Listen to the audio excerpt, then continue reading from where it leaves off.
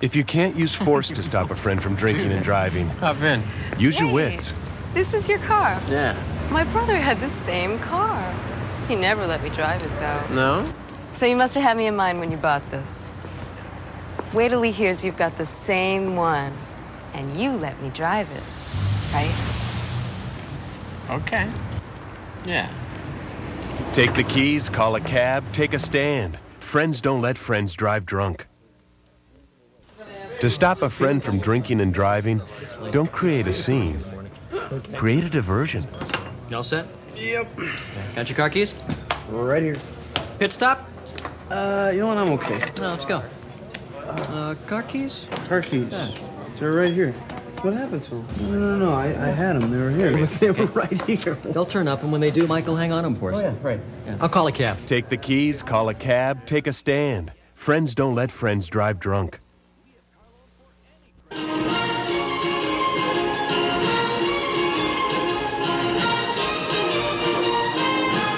Hi, I'm Dorothy Dunne, and welcome to the Dorothy Dunne Show. I just can't imagine that a few hours ago I stepped on United Airlines for a beautiful flight to Paris. And our first evening at the Folies Bergère, where you are served a 7-course dinner with all the pomp and circumstance befitting royalty, followed by one of the most memorable shows of a lifetime.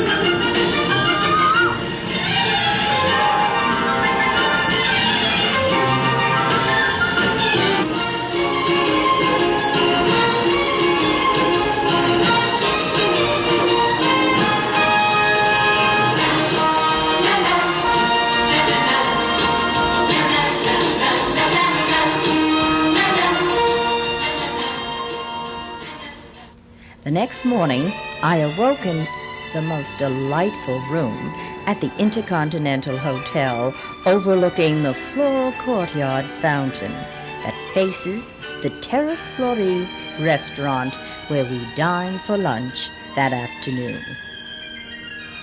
Upon entering it, you can see it is an extension of the hotel utilizing the original columns to add to its architectural beauty. My appetizer here was duo de plate et L'augustin in vinaigrette c'est mangou. The entree, panche de petit soir. The Intercontinental Hotel is located across the street from the Louvre, a few blocks from Napoleon's monument, and within walking distance of the most Parisian department store in Paris, and the largest, Printemps, which was built in Napoleon III's house in 1865. So off we went on a shopping spree. Several days a week, Printemps holds a fashion show, and we were fortunate to catch this one.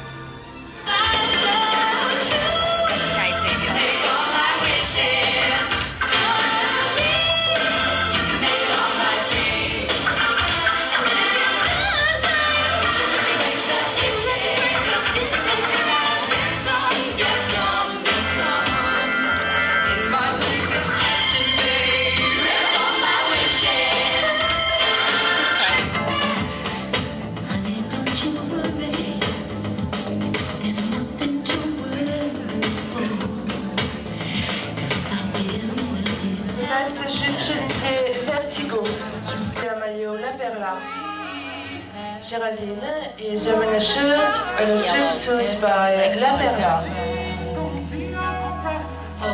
Regina porte une robe La Perla. Regina is wearing a dress La Perla. We browsed through the store and admired the wonderful china and glass collections, unique and some one-of-a-kind home treasures, furnishings, perfumes, and men and women's clothing. After some purchases I couldn't resist, we joined our guide, Mally Elizabeth, for a tour of the beautiful restaurants atop Printemps. Take a look at this magnificent glass-domed ceiling covering their cafeteria.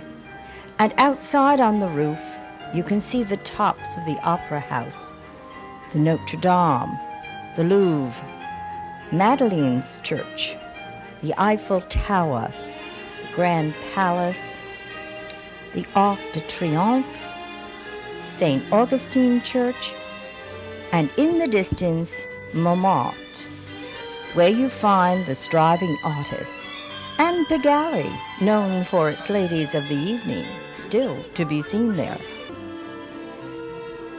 At her invitation, we joined Mally Elizabeth, our guide, for a wonderful lunch at their most elegant restaurant.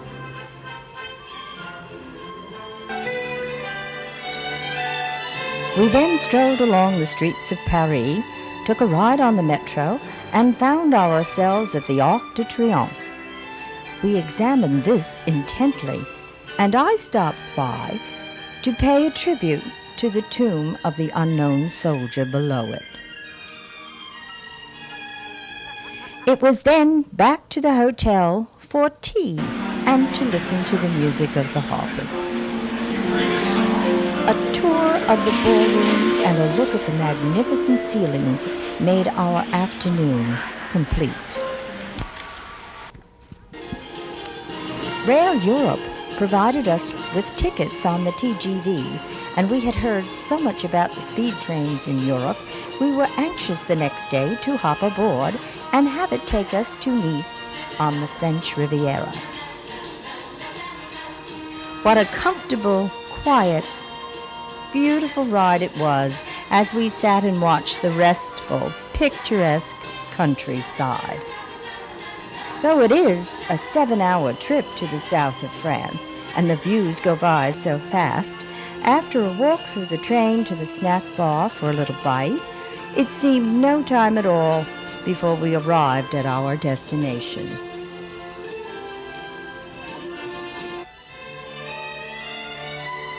From Nice, we took a helicopter over to Monaco to view this tiny, glamorous principality by air, and our pilot, Jean-Jacques Noir, was very accommodating.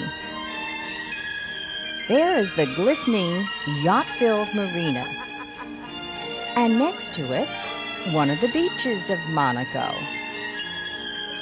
Oh, and here is the Lowe's Hotel, our host hotel for our stay. It is the largest hotel in Monaco and is built right on the Mediterranean Sea. And coming up are the beaches, and behind it the beautiful mountains.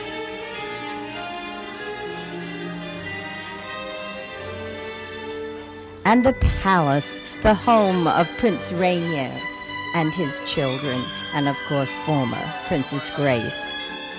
And right below us now, the stadium. And another marina behind it. I entered the lobby and checked into the Lowe's Hotel and found the accommodations superb.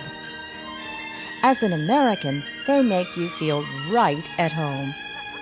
All rooms have a terrace that face the Mediterranean Sea with a roll-down awning. 2 queen-bedded beds with telephone, TV, and luxurious bathrooms replete with customary amenities and terry bathrobes. The pool, if you like to swim and sunbathe, is on the roof, adjacent to the health club, where you can work out on the treadmill or the other various machines. And after your workout, why not have a relaxing massage, as I did? There are 7 beautiful, spacious restaurants at the Lowe's Hotel, and the first night we dined at the Argentine restaurant, known for grilled Scotland beef, salted meadows lamb, breeze fowl, and the best seafood and fish lovingly prepared.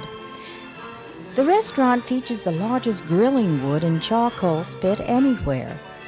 You can see how the flames crackle as they char the meat. These ovens get hot but turn out such excellent food. I started with escargot and then shared the prime ribs and skewered meat and vegetable combo to sample it all. We simply had to have a shot of this. It all looked so great. And tasted great, too. The following day, we visited the palace and watched the gods. And I took a moment to look at the view of the principality from this spot. We then found the cathedral where the body of Princess Grace is laid to rest. You can hear the music as you enter the church. Near the statue of the Blessed Virgin, there are 2 gates you enter to view her grave. Cameras are prohibited. Jacques Provence, the public relations director for the Loews Hotel in Monaco, was so gracious he insisted we stay another night to attend the opening party for the newly refurbished Folies Ruches that was hosting its brand new show. How could we say no? There was a cocktail reception first and last-minute preparations for the dinner. During this time, I was able to steal the director of tourism away from his beautiful American wife and have you meet him. At the Loews Hotel in Monaco, the beautiful, beautiful city of Monaco, in their brand new, newly refurbished Folies Ruches, where they have a gorgeous show that we'll be seeing soon. I'm sitting with the Director of Tourism for Monaco, Mr. Nogues.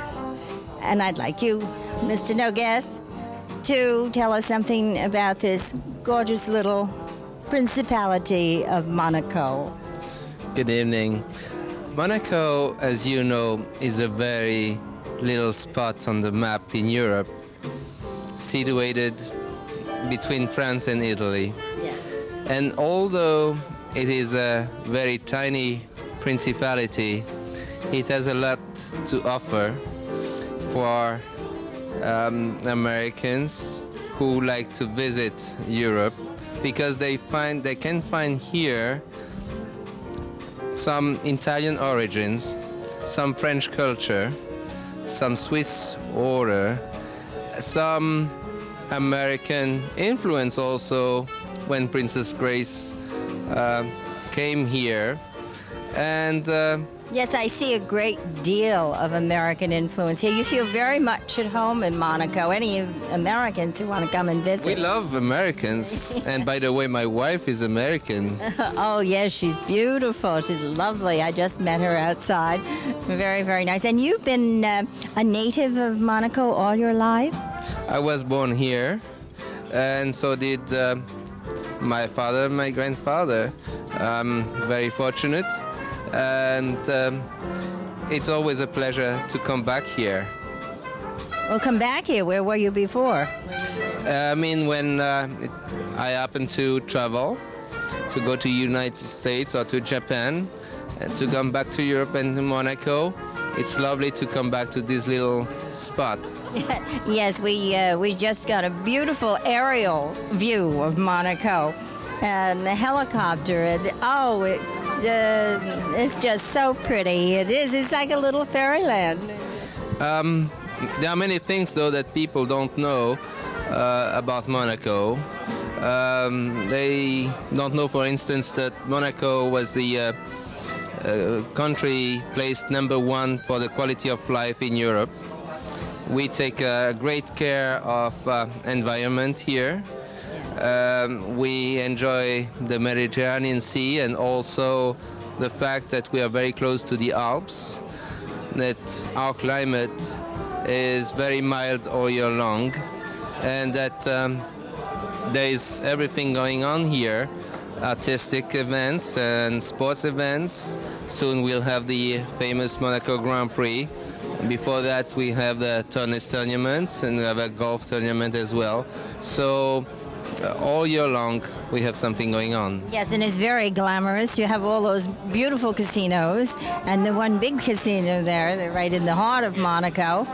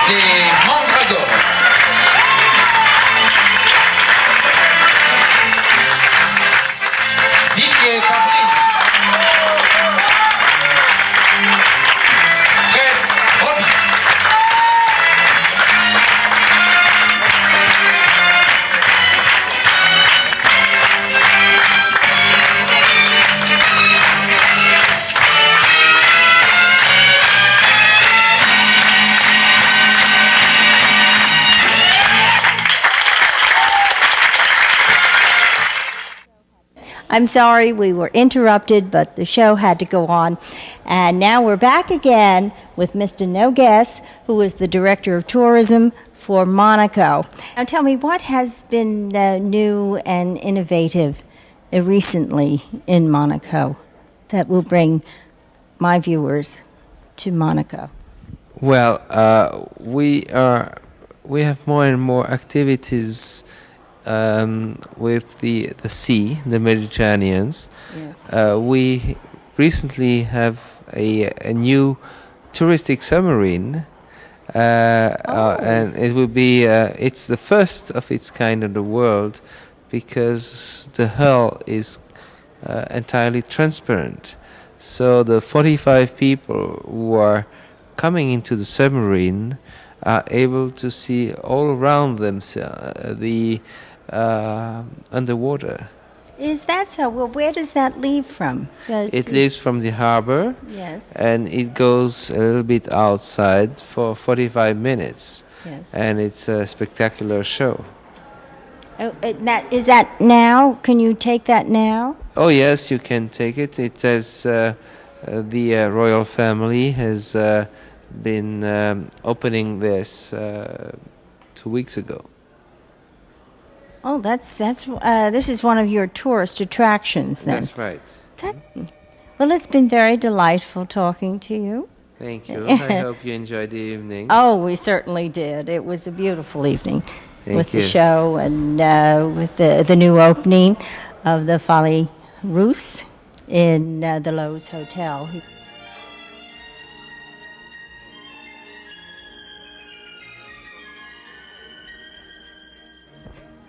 We were a day off schedule, so we arose early, stopped by the shops in the hallway, and had a full American breakfast in the Café de la Mer before we said adieu to the Lowe's Monte Carlo. We had picked up a car from Auto Europe, which had been arranged for us by Jerry Kelly before we left New York, and took to the picturesque highways to Venice. The car drove beautifully as we sped along. When we arrived in Venice, the bells were tolling in St. Mark's Square as if they were welcoming us.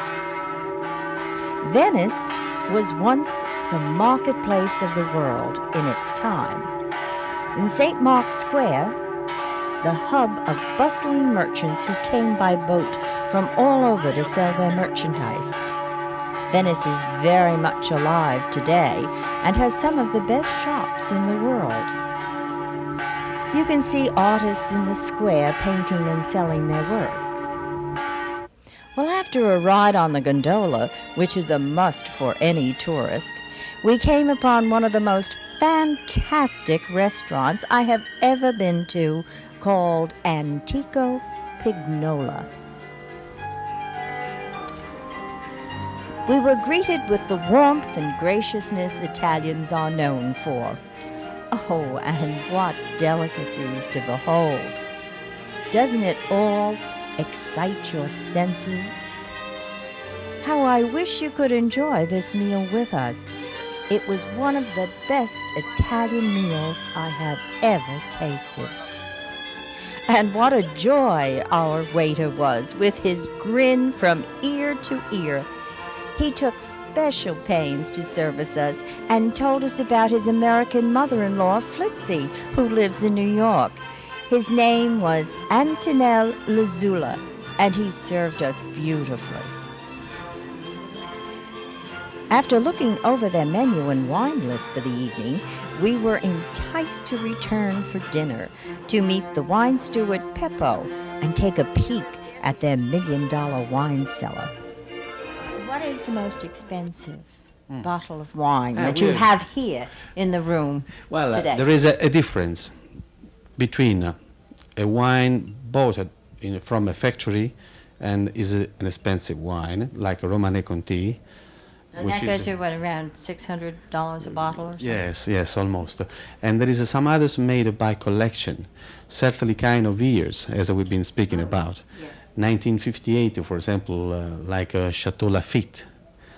This special year and this special wine will cost around, in a collection side, so as to be a person who is a bit crazy on wine qualities and wine selection. These people can buy it for $7,000-8,000 per bottle. Well, now that has to be a very special celebration, I would imagine. Yes, it's true. Yeah. And, of course, those kind of bottles they see. Yes, important, but sometimes the importance to use those kind of wines is coming from something from inside of us. So a nice company or a celebration to made, or something really unique to make once. Yes, that's a real love. That's something like that. Something like that. You know, we are in Italy, and we never forget those things. You know. That's beautiful, Giuseppe. And Giuseppe, what is that? They usually call you Pepe? Pippo. Oh, Pippo. Pippo is a nickname coming from the deep south. I couldn't leave without thanking the general manager, Riccardo Di Pietro. How long have you been a manager here? I was growing up for about manager here from 10 years. So I started to learn in a school for kitchen and service too. And 10 years ago that restaurant was for normal service. So in a long time I take care about my way and I follow all this everything about the restaurant. So now we are really a very good restaurant. Oh, you're an excellent restaurant. Thank you very much. Excellent, really. One thing very important, it is our cellar. Yes, the wine cellars. Wine cellars. Yes, that we just saw. But not only the wine cellars, but everything is so fresh here. Your vegetables, your fish, and it's done so beautifully with a beautiful sauce on it. And, marvelous. Where do you get your chefs? I drive the chefs. I have exactly 5 very young boy and 2 not very old, and I decide the menu. I decide every day, and I follow the chef about that. So, in other words, you teach the chef what to do. Of course, that I want to do. That's very important. It most certainly is. Also that's the meaning of your success. Also for cakes, for everything. nothing happened who I don't want, you know. And you learned all of this? That's cool. That's cool. You did? Yes, I do. Yeah. But this place is filled, and yet it's intimate. You know, the rooms are, small, but you have many of them. We have more than 300 places. We have also very good kitchen. They can work for that, and it is very, very difficult to follow every table. But what we want to do. You watch everything. The service is excellent, and also the location. From here, perhaps you could point it out from this picture behind us. This is the Ducal Palace, so you can follow that way, and behind the basilica there is the restaurant. How do you prepare some of the food that you have? Normally we used to serve, for the most part, fish, grilled fish. Then we have very good risotto and very good spaghetti pasta. Oh, your pasta is marvelous. Marvelous. Wonderful It really thing is. for us, yes. Yes. It is very important.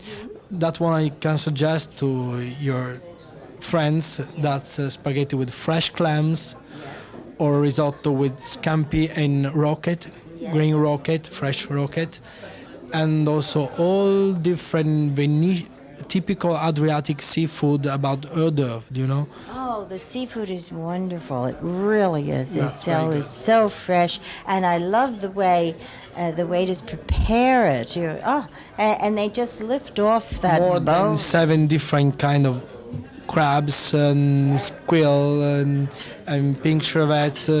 That's very good. Anyway, we have also very good meat. Oh, certainly do visit the Antico Pignola restaurant. And, of course, tell Riccardo that I sent you. Thank you. Thank you very much. Riccardo. It was Back to Paris on the TGV, a last look at the Eiffel Tower and our flight home on United Airlines.